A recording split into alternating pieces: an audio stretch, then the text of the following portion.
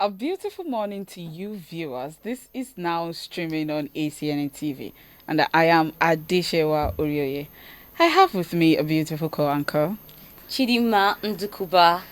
You're welcome to the Days Now streaming. Yeah, and we also have in the studio Miss Chinomso Orji, who is a civil engineer. And also joining us later is Mrs. Onome Ezenwanyi Ifesieh, who is a biologist. Good morning. How are you doing today?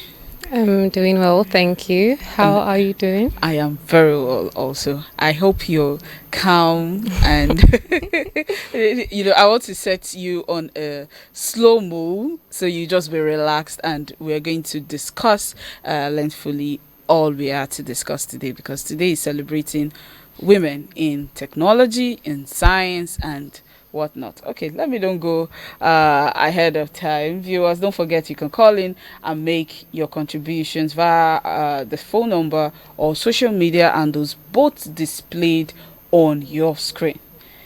Like I said earlier, we are celebrating a special day, the International Day of Women and Girls in Science. We'll be highlighting the achievement of women in science and exploring the challenges that they face. It marks the International Day of Women and Girls in Science.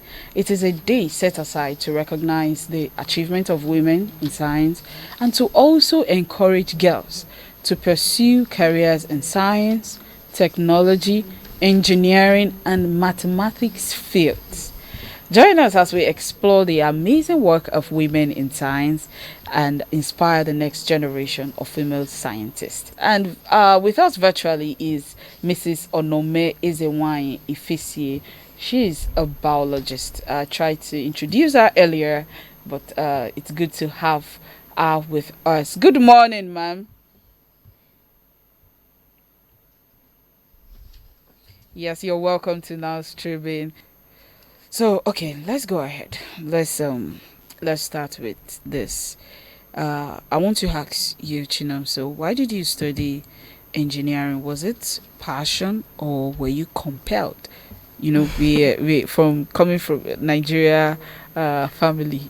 I want my child to. You must become an engineer. You must be a lawyer. You must be a doctor. You know, they already have this. I do not do it, but my child will do it. Yes. So, what was it for you? Was it passion? Was it family influenced? So, first of all, I don't know how many ladies would be compelled to study engineering in particular, because already it's in as a boys course, guys course. So that's one thing. But for me, initially I wanted to study medicine. Okay. Then I realized over time that that wasn't the course for me. I did not like biology, so I started trying to rediscover myself at that point in life, in my senior secondary school. So, of course, with prayer and seeking advice too, I realized that because I'm also someone who loves writing, fiction, so I saw the beauty in engineering in the sense that I saw it as both an art and science. You know, you'd go somewhere and 1 minute it's rubbles and sand, the next minute you have an edifice. So it intrigued me, it was intriguing to me. So I would say it was passion, definitely not compulsion. And we also have Chidinma, who is also so I told you that I was going to ask you. So please, as an engineer, what was it, passion or what led you to? Okay, it was actually passion. Okay.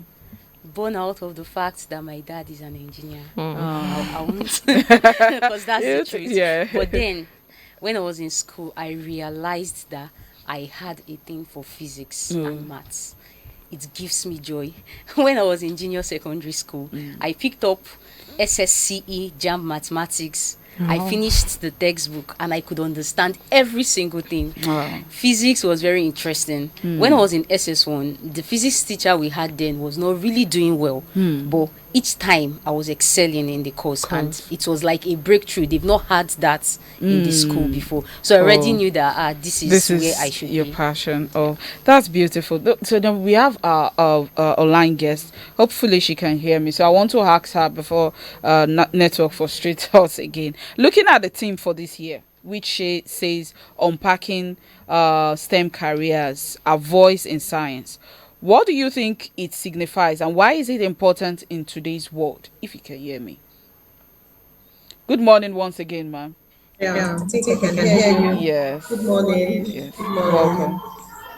That is actually an acronym for science, technology, engineering, and mathematics.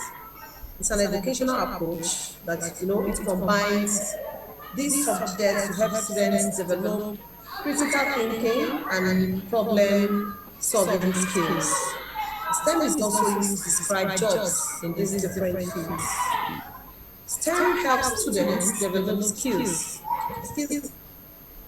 like teamwork, communication, and creativity. So STEM programs encourages students to think critically and link different subjects together. Okay, talk back. I think it's actually a driving. Thank you very much. Thank you very much, man. So we were discussing earlier that if it was actually why women, or why, given our background and the mindset here in Africa, what leads women, the end how will I put it now, the end game of this discussion is also to encourage future younger generations to actually join this, and join this particular study some of these STEM related courses and fields. So I was asking in-house guest here, why did she choose to study engineering? And also my co-anchor is also an engineer. I also gave why. So I will also want to ask you why. What was the first what was your aspiration?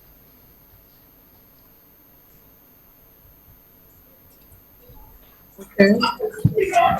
Well, as a child, I was passionate about science courses Okay. because I feel that science directs the nature of activities that happen in the world today.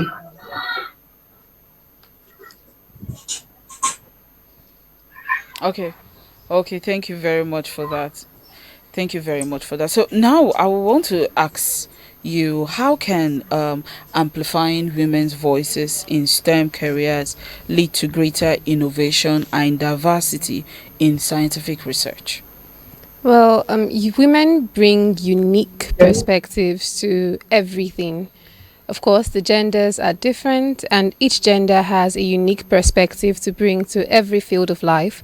So when we have women in STEM careers, when we have women in STEM professions, their contributions bring that unique women perspective. There's something that we call a woman's touch. So when you have a woman's touch involved in STEM careers, definitely that diversity will be evident. Yeah, so inclusivity, diversity, they're all very important in all fields of life. And STEM is just one of those fields of life where both genders need to be fully represented. Okay. All right, yes. It's actually a well-known fact that women in engineering face a lot of challenges, and I, for one, of course, I do. So can you please outline some challenges women face in STEM careers when trying to make their voices heard, and how can these be addressed? Okay, well, when trying to make your voice heard, of course, there's always going to be the barrier that you're just a woman. Yeah. They'd ask you, I've had people ask me things like, why didn't you just study nursing? Why didn't you just go to theatre arts? Those are more feminine courses. Your course is more masculine. Were you trying to prove a point?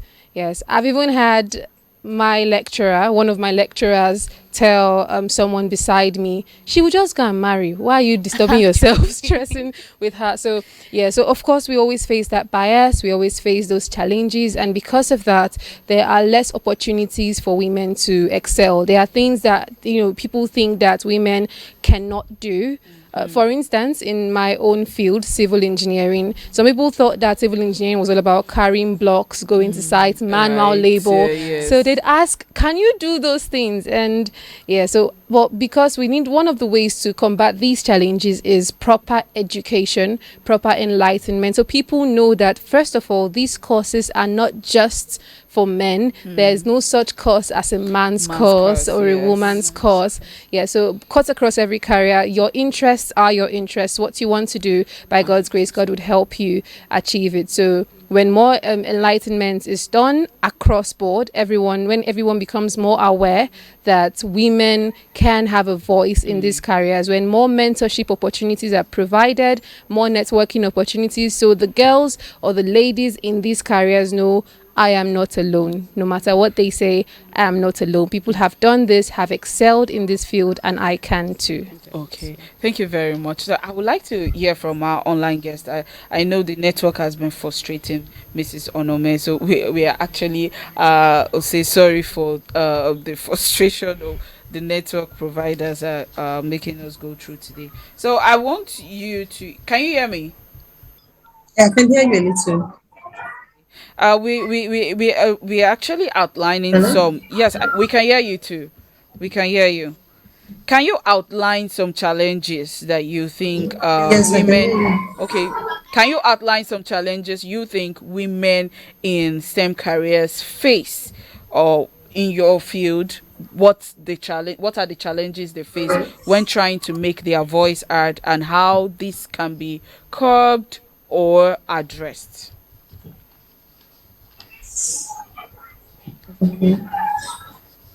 I've actually noticed that women in STEM careers often suffer societal neglect. Okay. Even their fellow women don't encourage them. Do you know, I've witnessed a situation in the hospital where some women prefer to be handled by male doctors, even when they know that the female doctors are more experienced. So it's really a tough. One of the ways it can be addressed, In the mood. you know, this just like programs like this, campaigns, seminars, talks often should be given to, should be, like an enlightenment to young girls coming up, and also to even the women. I think with that, women can actually, see that women can even do better than the men in the society.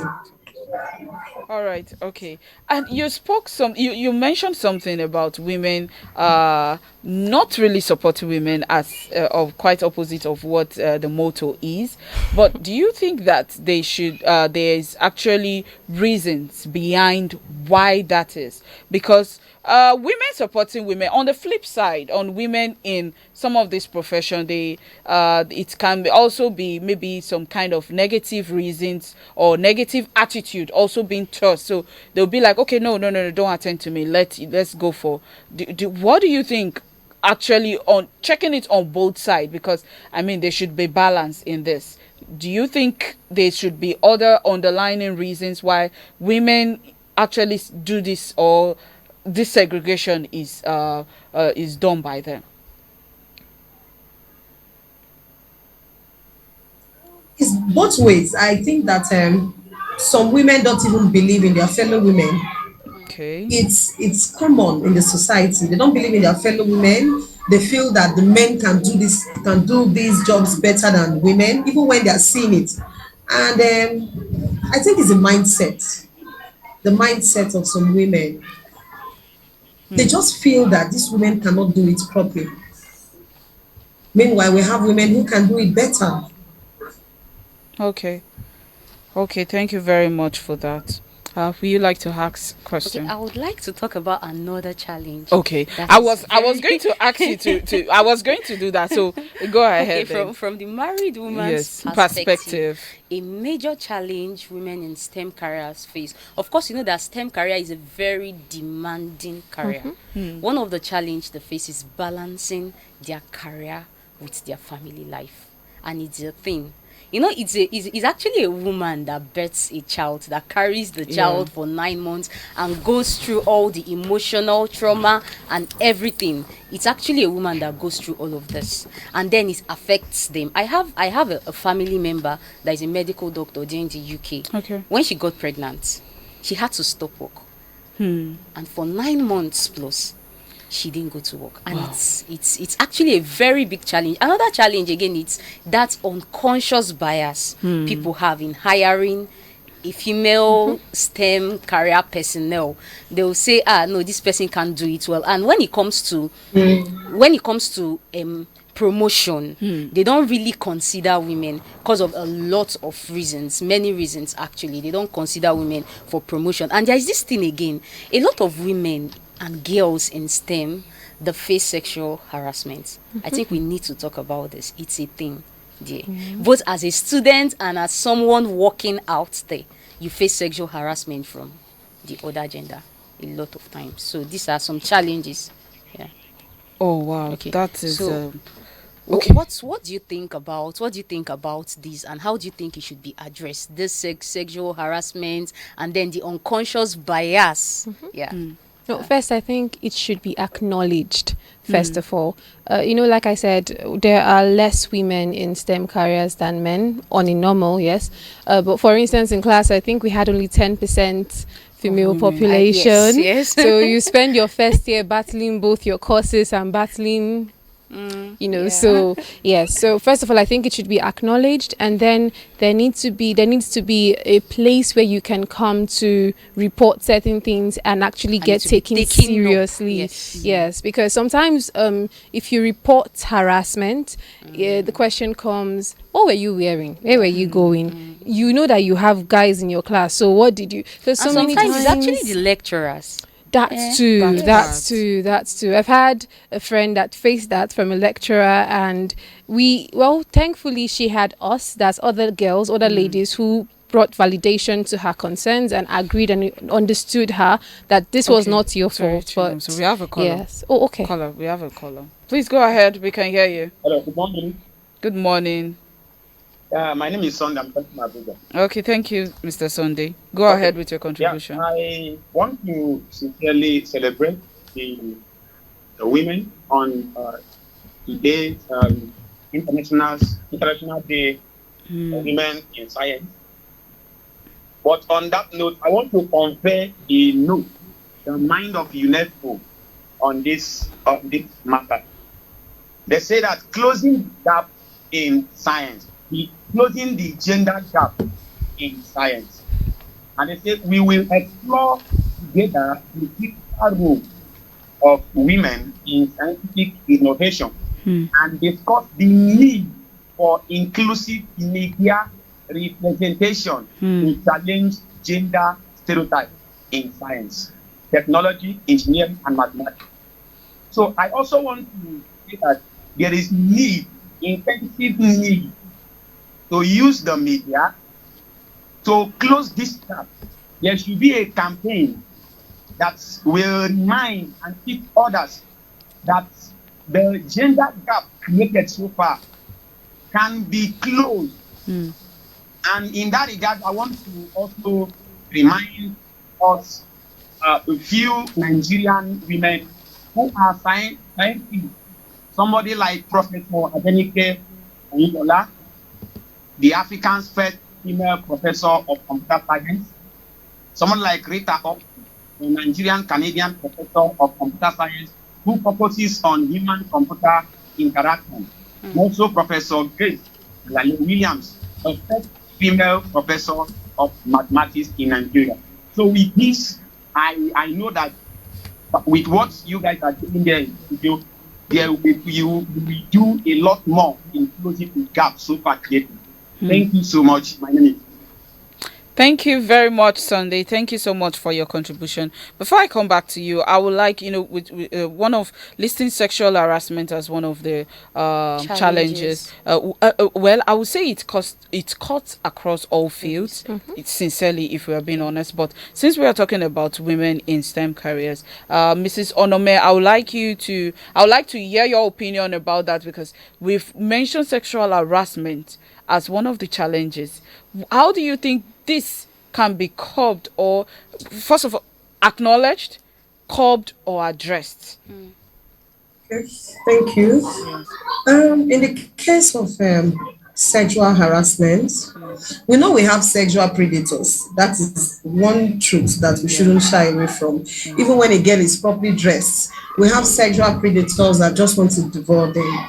But on the other hand, some young girls actually call for it. They actually do. But I want to say that it's something that the society have to be on check with everybody, that when one is experiencing such thing, should be able to cry out.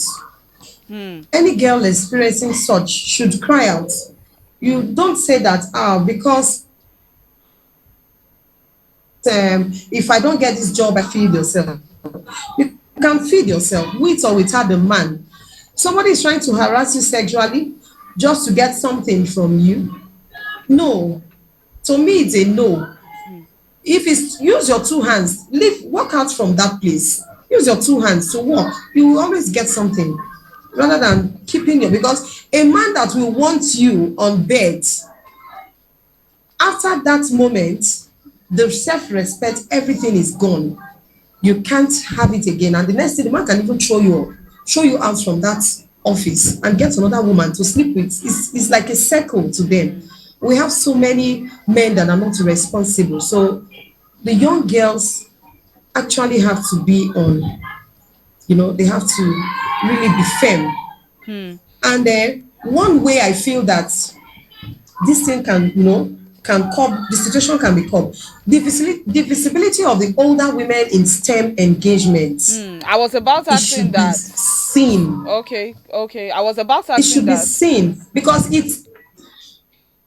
Yeah, go ahead. Yes, go ahead. I was about asking about. I was about asking the visibility and representation, but go ahead. Okay, it should be seen because it's actually going to catalyze the ambition of the younger ones to develop those their areas of endeavors, especially when they notice that such women are important and they are influential members in the society. They want to be like them. They want to also do one or two things to be like them. What role do you think mentorship, networking, and community support play in helping women build successful STEM careers? Okay. Mentorship is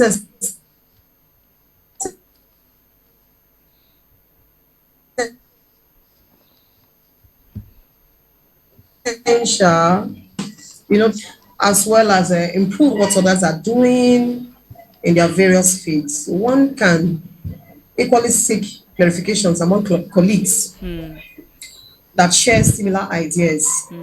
So community support reassures,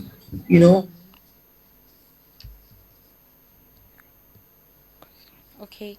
The role mentorship, networking, and community support play in helping women build successful STEM careers.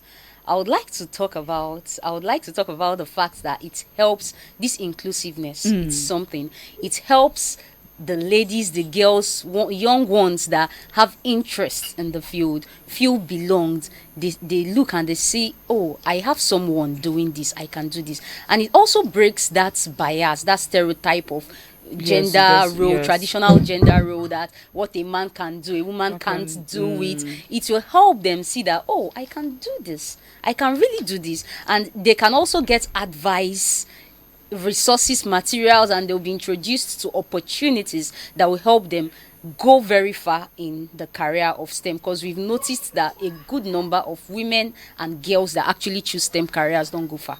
That's the truth. Yes, reports. Yeah, a report has showed it, because coming from that, anytime I want to lay out my opinion, I'll have to put in this. The African continent as a whole mindset.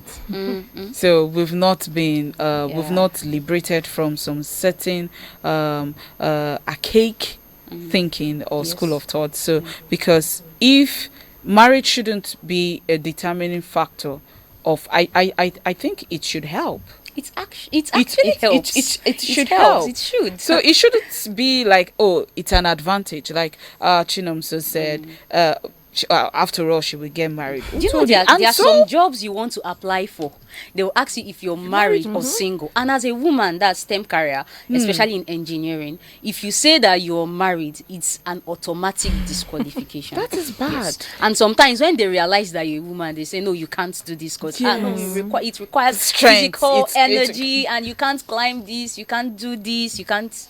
So it's actually a problem. But then I think this networking mentorship will help in addressing these challenges. Okay, yes. like we our caller actually said, closing the gender gap in science, inclusivity, and also using media as a tool to bring this awareness to late last year, yes, there was a campaign on and though it is not just it is women that cut across all fields, because if we are to talk about women in all fields, sincerely, we can discuss this from morning till night, right? And we'll discuss about the challenges. It is similar, because like I said, it all comes down to the mindset. I would like to hear from you. We've discussed, we've asked questions, so I would like, in summary to some of these questions, what would you like to add to that? Yeah, so like you've said about mentorship, it's very important. And for me, for instance, I was one of the reasons why I did not have any issues choosing civil engineering as a course is my mother is an agric engineer.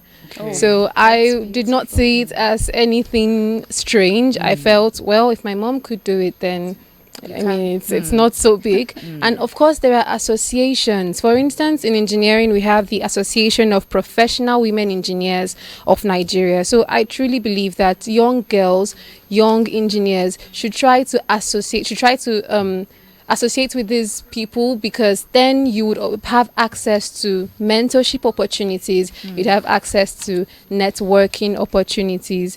So yes, these associations and more, if we identify with them, definitely there are advantages that you would have being part of these associations. Beautiful. That's nice. Thank you. Okay, over to the guests. How can the federal government, organizations and institutions create more inclusive environments that support and retain women in STEM careers?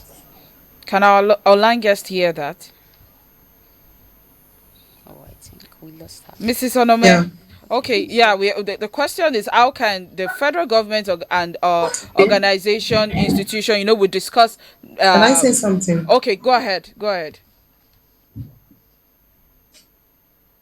Okay. Through incentives, sponsorships, and even scholarship for women that are into these STEM careers. Very. Okay. Can you hear me? All right. You were saying something about your mom, and she said something about her dad, and I think parent. Okay.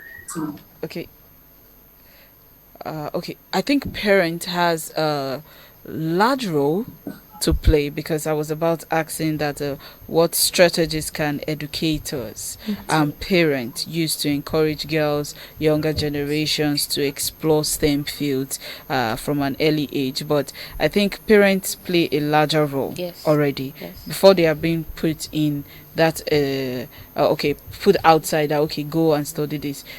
They looking at the background where you're coming from already has a way of shaping your minds that am I ready for this? I'm ready for this. Bring it on. So what do you like to add to this? Yeah, so I'm truly blessed and grateful because I came from a very supportive background.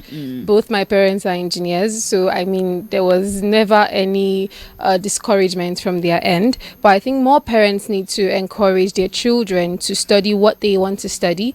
Sometimes a child would come and say, I want to be this, I want to be that. And the first question you ask the child, it involves reading, will you be able to do the mathematics involved? Nobody will teach you the math. So stuff like that can be very discouraging. So you'd feel inferior, you'd feel your place is in the kitchen and in the other rooms. Of which we've moved past that. Our role is not to be in the kitchen or to be groomed or to the I see women, we are diverse in the gifts God gives us, because I feel we can do all things. We can nurture, we can bring to life if given by God's grace. We can actually plan the family, build a family, and even build our careers. You were just saying something about someone that because of she was pregnant and all of that, she had to stop work. I'm sure if she, after nurturing a child, she'll go back. That's super. Can a man take a break? No.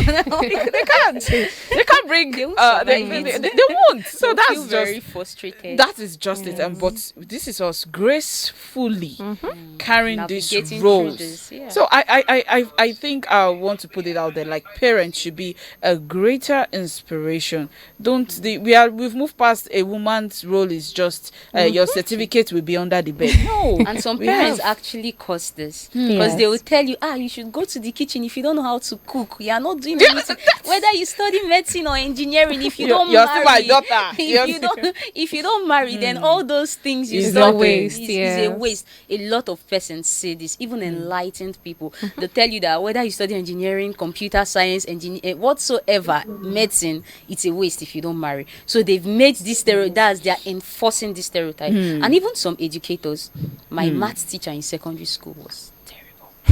You know this word they have about maths teachers and how they dress. Because I want to say they invite fear. It's a myth. I've never seen a nice maths teacher. The truth is that maths is actually the easiest subject. It is. But the teachers make these things very scary and difficult for students, which is very bad. I think educators need to do more. Because even if you have a very good parent that encourages you, and then you go to school every day in, day out, and the teacher keeps telling you don't even, all of you will fail. You don't know what you're doing, and you will fail. Mindset. You will fail. Mindset. So now I want to we've spent a lot of time, and I want us to round up the show. I want you to list some aspiring success stories of women whose voices have made a significant impact in science and technology. Our caller actually listed some, so I don't want to list. We have lots of women who are in this field doing great things, and want you and the engineers in the house to list. And I'll also talk to our biologist if she knows. And if before you even list anybody, you yourself, your name comes first. Yes. So on that premise, Chinomso Orji, thank you. Yes. All right. Well, I read about a woman, a civil engineer, and her story inspired me. Emily Warren Roebling. Okay. So her husband was a civil engineer in the 80s on the construction of the Brooklyn Bridge. Now, the man got sick and was bedridden, and she proved that she was not only his help in terms of marital affairs, because she was also a civil engineer. She took up that responsibility. So when we're talking about the Brooklyn Bridge in the United States, you cannot mention that construction without her being involved. And why her story strikes me as special is because she was married, she was taking care of a bedridden husband, and yet she made history. So women are multitaskers. God has greatly blessed us. We can function as in various roles, in various positions in life. Yes. That's beautiful. Before I come to you, I'd like you to give us your last words, advice for our viewers, future women, in few seconds. Yes. So there's no career that is off limits for a woman. There is nothing that you would want to do by the grace of God that's off limits for you. There are examples, there are mentors, there are people waiting out there for you to shine. And I really do pray and hope that you shine in whatsoever field you choose. Thank you. Thank you very much to Engineer Chinomso.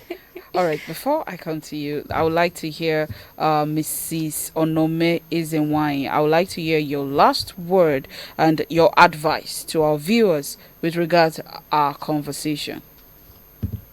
Can you hear me? Thank you. Yes, I can hear you. Yeah. Viewers, please encourage your girl child to study a STEM course. It actually guarantees a good future for her. All right. Thank you. Thank you very much, ma'am. Thank you for your contribution. Over to you, Engineer Chidinma. Thank you very much, Shewa. Okay, the truth is that you can do all things as a girl, child, or a woman, you can do the STEM courses. They are not difficult. And I would also encourage parents and educators to encourage our upcoming ladies, girls, to do this. Not just dancing, putting your phone in front of you and turning your back, shaking your waist. No, that's not it. Encourage your girls, encourage the women around you to go for these things, because it's helpful. We need more ladies in this. We really do need more ladies in this. Thank you very much, Chidinma. And that's all the time we have for today. I want to thank my amazing guests in-house and also online for sharing their knowledge with us. We hope you've been inspired by the amazing work of women in science and the importance of promoting STEM education for girls. Remember, science is for everyone. Yes. And we want to encourage all girls to pursue their dreams in STEM fields.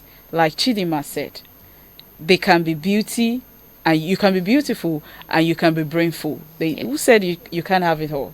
So, from us, all from ACNN, we want to thank you for joining us on this special day and for sending in your contributions. Until we come your way next time. Goodbye.